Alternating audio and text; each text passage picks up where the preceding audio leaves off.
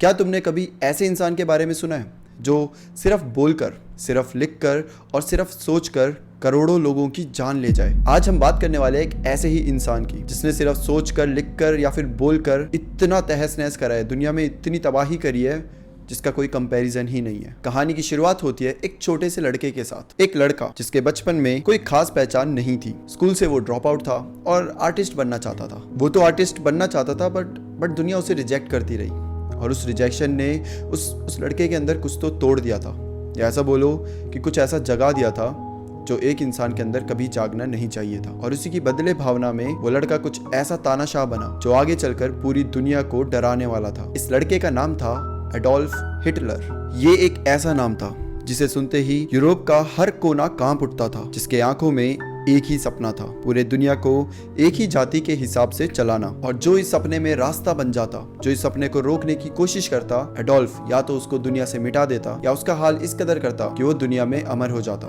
But as a bad example, उसको as a example use करा जाता।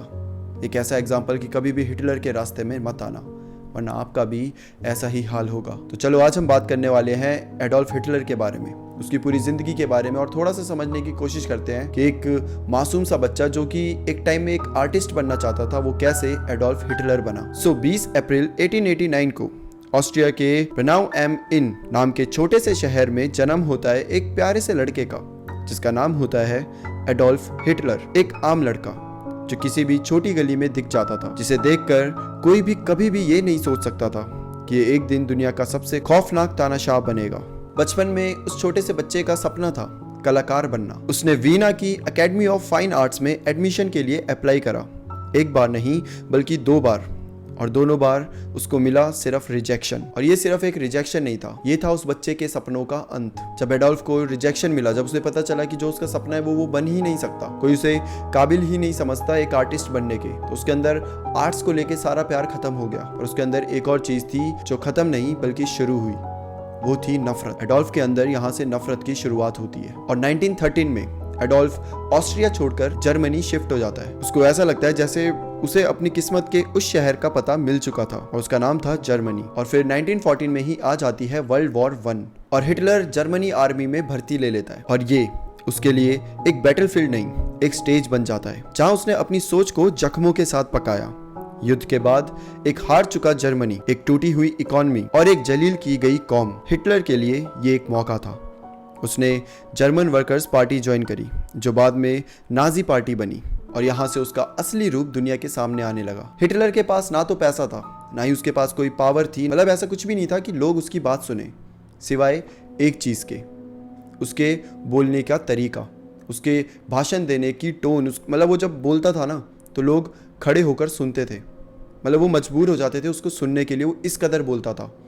लोगों को लगता था जैसे उनके सामने कोई नॉर्मल इंसान नहीं बोल रहा, बल्कि उनका मसीहा बोल रहा है। Du meine Arbeit für richtig hältst, ob du glaubst, dass ich fleißig gewesen bin, dass ich gearbeitet habe, dass ich mich in diesen Jahren für dich eingesetzt habe, dass ich anständig। एक ऐसा इंसान बोल रहा है जो शायद उनको हर किसी चीज से बचा सकता है, हर जंग से, हर भूखमरी से, हर डिसीज से वो इंसान उन्हें बचा सकता है। हिटलर के अंदर उनको कहीं ना कहीं होप दिखती थी, और हिटलर ने इसी तरीके से ऑडियंस गेन कर ली थी। लोग उसे सुनते थे, लोग उसे चाहने लगे थे। और 1923 में हिटलर ट्राई करता है जो सामने वाली गवर्नमेंट होती है उनको गिराने की, मगर वो फेल हो जाता है। और फिर जो गवर्नमेंट होती है वो क्या करती है, हिटलर को सीधा जेल में डाल देती है। लेकिन जेल में सबको लगा जेल जाकर शायद हिटलर टूट जाएगा, शायद वो अब जो चीज़ें करता है वो छोड़ देगा, बट ऐसा नहीं हुआ। हिटलर जब जेल गया तो कहीं ना कहीं उसको और ज़्यादा पुश मिला। जेल दूसरों को सुधारने के लिए होती है, लेकिन हिटलर ने वहाँ कुछ ऐसा बनाया जो उसकी एडोल्फ हिटलर बनने की शुरुआत करने वाला था। क्योंकि उसी जेल में एडोल्फ ने लिखी मैकाफ, ये एक किताब थी। एक किताब नहीं, इसको आप बोलो एक मैनिफेस्टो था, जिसमें एडोल्फ ने अपना ब्लूप्रिंट लिखा था एक शुद्ध आर्यन दुनिया का। हिटलर ने बताया था कि कैसे वो एक ऐसी दुनिया बनाना चाहता है जहाँ सिर्फ एक जाति राज करेगी, और बाकी जाति, उनका नाम तो होगा पर उनके लोग नहीं। और देखते ही देखते ये जो सोच थी, जो हिटलर ने एक किताब में लिखी थी, वो पूरी जर्मनी में फैल जाती है। एंड देन 1933 में हिटलर जर्मनी का चांसलर बनता है। एक साल बाद 1934 में उसने फुरर का टाइटल ले लिया, और इसका मतलब होता है कि अब हिटलर के कोई ऊपर नहीं था, कोई कानून नहीं, कोई इंसान नहीं, कोई भगवान नहीं। हिटलर ही सबका भगवान था और सारा कानून सिर्फ हिटलर का है। अब हिटलर ने जर्मनी को एक मशीनरी बना दिया था, एक ऐसी मशीनरी जिसका हर पुर्जा उसके सपने के लिए काम करता। एक आर्यन सुप्रीमेसी, यहूदी, रोमा, डिसेबल्ड लोग, पॉलिटिशियन, पॉलिटिकल अपोनेंट्स, सब उसकी नज़र में एक ही जैसे थे। Problems to be erased. वो इन सब को धीरे धीरे करके मिटाने लगा था। और फिर 1939 में हिटलर कुछ ऐसा करता है जो किसी ने भी एक्सपेक्ट नहीं करा था। हिटलर पोलैंड पर अटैक कर देता है। पूरी दुनिया को ये समझ आ चुका था कि वर्ल्ड वॉर 2 शुरू हो चुका है, लेकिन हिटलर का असली गेम अभी बाकी था। एक एक करके उसने यूरोप के हर कोने में अपना जहर फैलाया। पर सबसे डरावना चैप्टर था होलोकॉस्ट का, क्योंकि हिटलर ने वहाँ पर जो करा उसे मास मर्डर कहना बहुत छोटी बात होगी। ये इंडस्ट्रियल स्केल पे प्लान्ड जीनोसाइड था, क्योंकि वहाँ पे 6 मिलियन ज्यूज, 60 लाख लोगों को सिर्फ इसलिए मार दिया गया क्योंकि उनका खून शुद्ध नहीं था।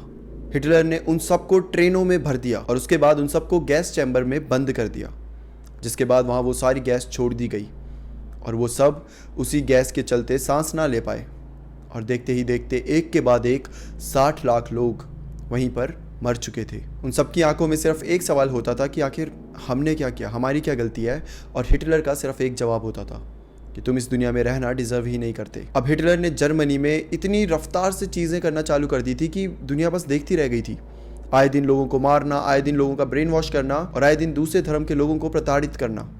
देखते ही देखते हिटलर बहुत बड़ा तानाशाह बन चुका था। हिटलर और नाजी रेजिम ने दुनिया को एक डार्क टाइम पीरियड दिया, जिसमें उन्होंने साइंस को अपने घटिया गोल्स के लिए मिसयूज़ किया और ह्यूमन एक्सपेरिमेंटेशन को एक डिस्टर्बिंग रियलिटी बनाया। कॉन्सेंट्रेशन कैंप्स में लोगों के ऊपर एक्सपेरिमेंट करे जाते थे और साइंटिस्ट उनके ऊपर इतने गंदे एक्सपेरिमेंट करते थे जैसे कि वो इंसान हो ही ना, जैसे कि उन्हें जीने का हक ही ना हो, जैसे कि उन्होंने सिर्फ जन्म लिया है टॉर्चर होने के लिए। उन लोगों के ऊपर हाइपोथर्मिया यूज करा जाता था और उन्हें एक्सट्रीम कोल्ड में रख दिया जाता था। ये एक्सपेरिमेंट इसलिए करते थे कि हिटलर बस देखना चाहता था कि ज़्यादा ठंडी जहाँ होती है वहाँ हमारे सोल्जर सर्वाइव कैसे करेंगे।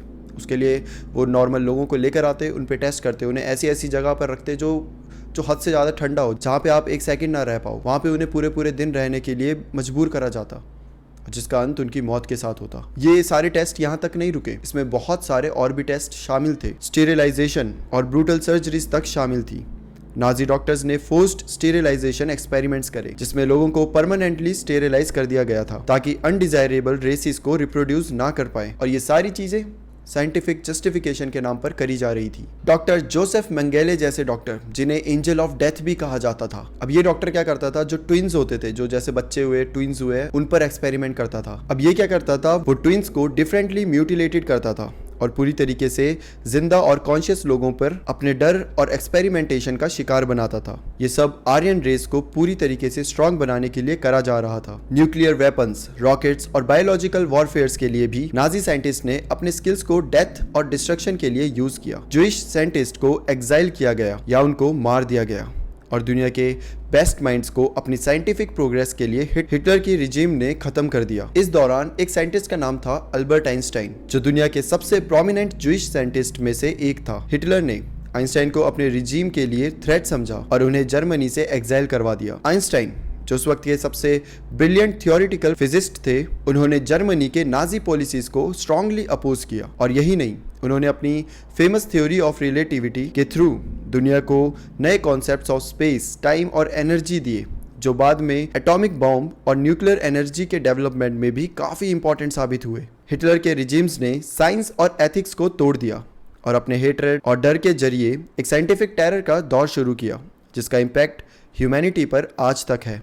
उनकी आइडियोलॉजी ने साइंस को इतना मिसयूज़ किया कि ये सब दुनिया के लिए एक परमानेंट रिमाइंडर बन गया कि जब साइंस और ह्यूमैनिटी का गलत यूज होता है तो उसका नुकसान कितना भयंकर हो सकता है। आइंस्टाइन जैसे लोग, जो अपने आइडियाज से दुनिया को एक नई दिशा देने वाले थे, उन्हें अपने बिलीफ के लिए परसेप्शन का सामना करना पड़ा। और ये सब कुछ नाजी रूल्स के अंडर हुआ, जिसमें साइंस और इंटेलेक्ट को भी हेट्रेड के लिए एक्सप्लॉइट किया गया। अब आप सबने क्लास 10th में एक नोवेल पढ़ी होगी, the diary of a young girl, जिसकी ऑथर थी एनी फ्रैंक। इस डायरी में एनी फ्रैंक ने अपना पूरा एक्सपीरियंस लिखा था। हर दिन वो कैसे छुप के रहती थी क्योंकि हिटलर की आर्मी कभी भी हमला कर सकती थी, कैसे उसके घर वाले हमेशा छुप के रहते थे, कैसे एनी फ्रैंक एक बंकर के अंदर रहती थी और कैसे अपनी ज़िंदगी डर डर के जी रही थी। एनी फ्रैंक का जन्म 12 जून 1929 को फ्रैंकफर्ट जर्मनी में हुआ था, जब हिटलर के हाथों में पावर आई थी और नाजी पार्टी ने जर्मनी में अपना कंट्रोल बनाया था।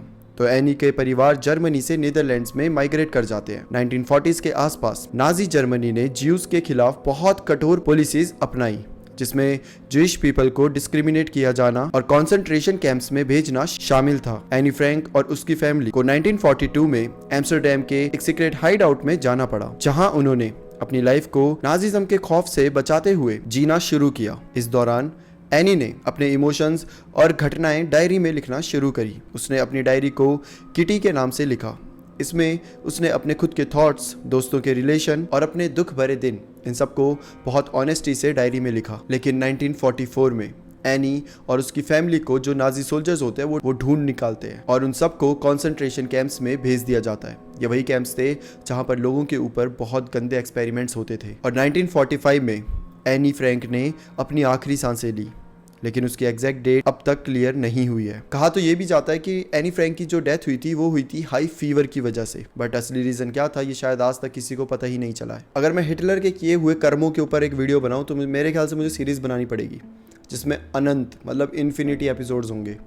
मैं एक छोटी सी वीडियो बना रहा हूँ जिसमें मैं सिर्फ उन फेमस चीज़ों के बारे में बात कर रहा हूँ जो शायद आप सबको पता होनी चाहिए, जिनमें से एक एनी फ्रैंक भी थी। बट अब यहाँ पर दुनिया को एक चीज़ समझ आती है कि हर एक इंसान का जिसने जन्म लिया है उसका अंत भी होता है। और हिटलर जो कि एक तानाशाह था, जिसे शायद उसके लोग भगवान समझते थे, उसका भी अंत अब करीब था। हिटलर का अंत भी अपने ही बनाए हुए अंधेरों में हुआ। एक ऐसे व्यक्ति की मौत जो अपने जीवन के हर पल में सिर्फ दर्द, नफरत और हिंसा का पाठ पढ़ाता रहा। वो अपने ही हाथों से अपने ही जीवन के लास्ट पेजेस लिख रहा था। 1945 एलाइड फोर्सेस बर्लिन के दरवाजे तक पहुंच चुकी थी और हिटलर समझ चुका था कि अब उसका अंत नजदीक है। 30 अप्रैल 1945 को अपने ही बर्लिन बंकर के अंदर हिटलर ने सुसाइड कर लिया। हिटलर ने अपनी ही जान ले ली। एक सियानाइड कैप्सूल, एक रिवॉल्वर और उसी के साथ हिटलर की कहानी खत्म हुई। वेल, हिटलर तो वहाँ खत्म हो गया, लेकिन आज तक हिटलर का नाम जहाँ पे भी गूंजता है ना, वहाँ पे लोगों के अंदर डर खुद ब खुद आ जाता है।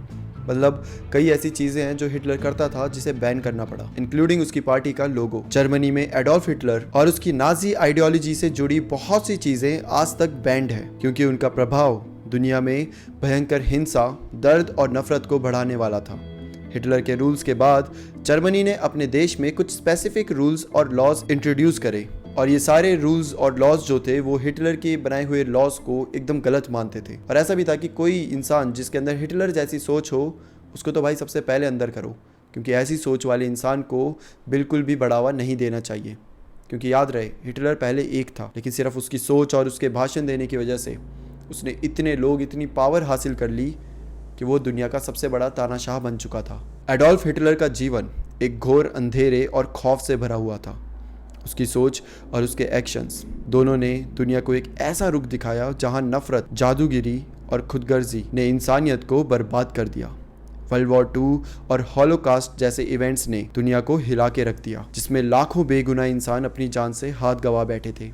हिटलर की कहानी एक डिक्टेटर की कहानी है जो अपने ईगो और सुप्रीमिस्टिक आइडियोलॉजीज के चक्कर में करोड़ों लोगों की जिंदगी ले गया। लेकिन उसकी मौत के बाद दुनिया ने उसकी गलतियों से सीखा। जर्मनी ने उसकी आइडियोलॉजी को कभी फिर से उठने नहीं दिया और अपने लॉज को इतना स्ट्रिक्ट बना दिया कि इस जैसे इंसान या इस जैसी आइडियोलॉजी वाले इंसान कभी भी खुला ये सब चीजें प्रमोट ना कर पाए। हिटलर की मौत के बाद दुनिया ने एक न्यू बिगनिंग का सोचा, जिसमें पीस, रिस्पेक्ट और ह्यूमन राइट्स को सबसे पहले रखा गया। This, ladies and gentlemen, is the end of the Second World War. That is the word we have just received from the White House in Washington, and I didn't expect to hear a celebration here in our newsroom in New York, but you can hear it.